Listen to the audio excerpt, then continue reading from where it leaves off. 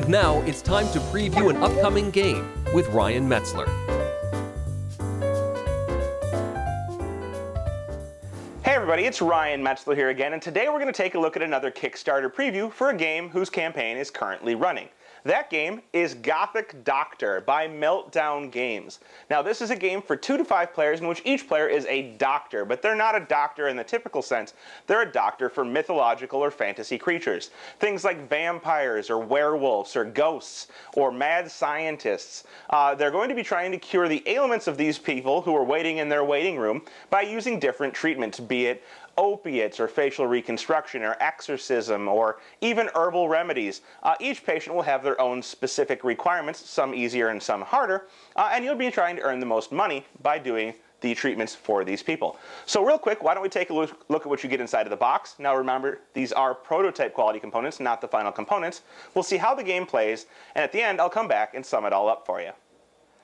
So here you can see the components for Gothic Doctor. Now this is a reminder that these are prototype quality components. These are not the final components, but what you see here will be representative of what you will get in the final product. So we can see here that we have several different decks of cards. We have a treatment deck, a patient deck, and an action deck. We also have several different areas of our board. We have the medical library here, and there are 3 face-up treatments from this deck available in this area to be drawn on a player's turn. We can see opiates here, for example. The opiates are symbolized by this needle up in the upper left-hand corner. They have a nice picture in the name and then some text that either describes the treatment or some type of interesting text related to the treatment. And we'll see we have something similar in exorcism, except for it has a picture of a book with a cross on it. And we have treatment of the humors, which has some mathematical symbols on a chalkboard there. And these are all treatments you're going to need in order to treat your patients, which are usually mythological beings, that are in the waiting room. And you'll see that we have 7 patients in the waiting room here.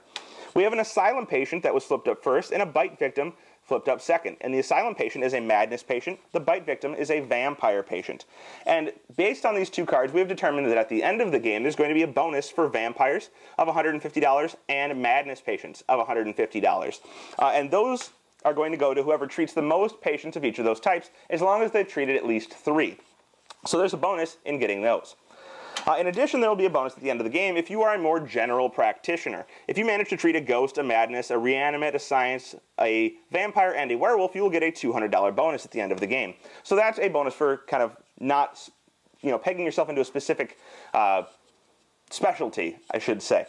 So we see we have madness and vampires, science and demons, science again, some were creatures, and a ghost. So not all of the types are currently represented in our waiting room. Finally, we have this action deck, which players will be able to draw from and use cards on their turn. We'll see up at the top right here, we have a card which is going to tell us how many turns are remaining in the game. And there is an 11-hour game, so as you go through, you'll move this along when players finish their turns, and at the end of the 11th hour, you will check how much money you've made by treating patients. So, as you might have guessed, the goal of the game is to get the most money by treating the most difficult patients, and some of these patients will be legendary and worth a lot of money. You'll see this one here is legendary. It requires 4 things to treat him, and has a profit of $150.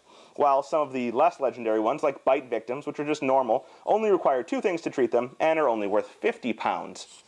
So, how do you play the game? Well, each player starts the game with 6 treatment cards and an action card. So, I will take my action card and add it to my hand. And at the start of each of your turns, you may play an action card if you like. Now, most of these cards will take place at the start of the turn, and there's a specific phase for playing them in. But other cards may be interrupts on your player's turn or various other things that affect different parts of the turn order, so you have to pay attention to those. But for example, I could play Reschedule here, which allows me to draw 3 cards off of the patient deck and use some of those cards to replace cards that are currently in the waiting room. And the cards that are replaced and the cards I don't use would get discarded. So if I don't like the current selection, I can play this card here. It says that it's a draw type action in the bottom right-hand corner, and I would be able to replace some of the patients that are currently in this waiting room with maybe better patients for me. So we'll see that I have all these different cards in my hand. I have a trepanation, I have an exorcism, I have an herbal remedy represented by some garlic, I have some silver pin acupuncture, I have a panacea, which is an important card, and I have facial reconstruction. So these are all of the different cards that I have currently. Now, the Panacea is important because this is essentially a wild card, although all legendary patients will require at least you have one Panacea to treat them. So you're going to need those either to treat the legendaries, or you can use them for any replacement of any other symbol that you need to treat someone. In order to treat a patient, you'll have to take a look at their card, and you'll see on them that they each have icons listed in the upper left-hand corner. This guy requires some opiates, and he requires trepanation. So we're going to need to have those two in our hand to treat him. Or the bite victim will need a bandage and an herbal remedy. Whereas somebody who is legendary might need facial reconstruction and the removal of their fangs, some holy water, and a panacea in order to treat them, but they're going to be worth a much higher amount of money at the end of the game. So I would look at my hand and see if I want to treat anybody. And we're going to see here, well, okay, I have the facial reconstruction, but I don't have the fangs, so I can't treat him. I have the trepanation, but I don't have the opiates, so I can't really treat him unless I want to use my panacea. I have the herbal remedy. No, I don't have, oh, I do have an herbal remedy, but I don't have the bandages to treat the bite victim. So it's looking more and more like I can't actually treat anything. And that's okay, but I could use my panacea. So maybe I decide to treat the asylum patient using the panacea, and I use my trepanation, which is here in the front. And I'd play those two cards out to the table. I would put them in the discard pile, and I would be able to pick up this asylum patient, placing it into my score pile. So he's going to be worth $50 to me at the end of the game, or 50 pounds. And I would flip out a new patient into the waiting room. We now have a reanimated corpse. He requires 3 different things, and he is of type reanimated. After this, I would look and see how many cards I have in my hand, and I have 4. And since I treated a patient this turn, my target number for my hand is 7. Now, target number minus your actual number gives you how many draws you have. So in this case, 7 minus 4 gives me 3 draws. 3 draws allows me to do several things. Most things require 1 draw. So for draws, I can take any one of these face-up things, as long as it's not a panacea, and put it into my hand. So I could take the opiates, the exorcism, or the realignment of the humors. And I'd look and see what I'm looking to treat out here, based on what the bonuses are at the end of the game, and what I currently have in my hand, and try and figure out what I want to draw. So maybe I decide I want to draw the realignment of the humors. That would cost me 1. I now have 2 left, and I've put this back out. Now, there's a face-up panacea. That would cost me 2 to draw, and it would use my 2 remaining draws, and I'd only get 1 more card, seeing that I'd end my turn with 6 cards instead of the 7 that I started with. So if I had decided to take that, it would take me 2. The other thing that takes 2 is drawing a card from the action deck. We'll see that I already used my action because I decided I wanted to replace things in the area out here at the start of my turn, so I could use my 2 draws to draw this action. Otherwise, I can use my remaining draws to draw face-up cards that are not panaceas, or to draw face-down cards from the treatment deck and add them to my hand. So that's how you're going to replenish your hand, and maybe I decide to take 2 more face-down cards, and my turn would end in that manner. We would then move on to the next player, who would have their own hand of cards and decide what to do.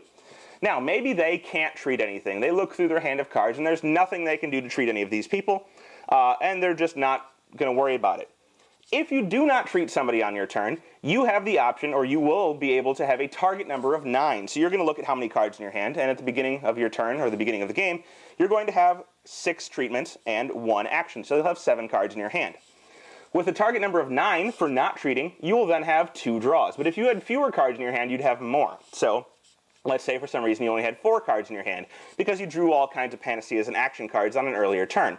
Your target number would be 9, and you would get 5 draws, and you could use those draws in the same way to draw cards. 2 for panaceas and actions, but 1 for face-up cards and face-down cards that are not panaceas. After everyone has taken their turns, you're going to adjust this time marker down 1 space on the time track, 1 hour closer to the morning. So you're treating at night, and at 5 a.m. the game will end. And at that point, you will go on with the next turn, with players again trying to play actions to better themselves in the game, and then using their treatment cards to either treat patients or to draw more cards in the hopes of getting the appropriate cards to treat those patients. After the 11 turns of the game, you're going to end the game, and you're going to go through all of the cards that you have, and you're going to see, first off, who gets the bonuses. So if one player managed to get 3 madness patients, you're going to go ahead and give them the madness bonus, as long as they have more madness patients than anybody else. So the same goes true for the bite victims, or the vampires. So whoever had the most vampires, as well as having at least 3 of them, will get the bonus $150. And if anybody managed to get 1 of each type of patient, not including demons, because demons are not in on this list, they're going to get a bonus $200 for being a more general practitioner. After that, you'll add up the values of all of the patients, plus the values of all of your bonuses, and whoever managed to best treat patients is going to be the winner. As a final aside, before I go ahead and sum everything up for you, I wanted to show you a few of the examples of cards that have finalized artwork on them. So here we're looking at 3 patients, the werewolf, the asylum patient, and Mr. Hyde, all of which have nice colored and proprietary artwork that's going to be a part of this final Kickstarter game. In addition, you can see one treatment card. We have Holy Water here, which has a picture of a doctor with or a priest, I guess it might be. It's a doctor/priest who has some blessed water, and he's in front of a jack-o'-lantern. So you're going to get nice artwork on all of these cards to go along with the gameplay of the game. Well, there you have it. That is Gothic Doctor from Meltdown Games. A pretty interesting game in which you're using the strategy of trying to collect specific components, much like in a game like Potion Making Practice, in order to accomplish an eventual goal. And you may have a long-term strategy of collecting, for example, a lot of scientists or science characters, because there's a bonus for that at the end of the game. Or maybe you decide to specialize a little bit more and go for the General Practitioner bonus of 200 pounds in order to get that at the end of the game. Or maybe you're just kind of, freelancing, going for the most valuable characters you can get, and using action cards to your benefit as much as possible rather than trying to hold on to a bunch of components all at the same time. So there's various different strategies you can utilize there. If any of that sounds good to you, please check out their Kickstarter campaign. They're up and running and currently looking for pledges. Check it out, see if you like what they're offering, and maybe even pledge.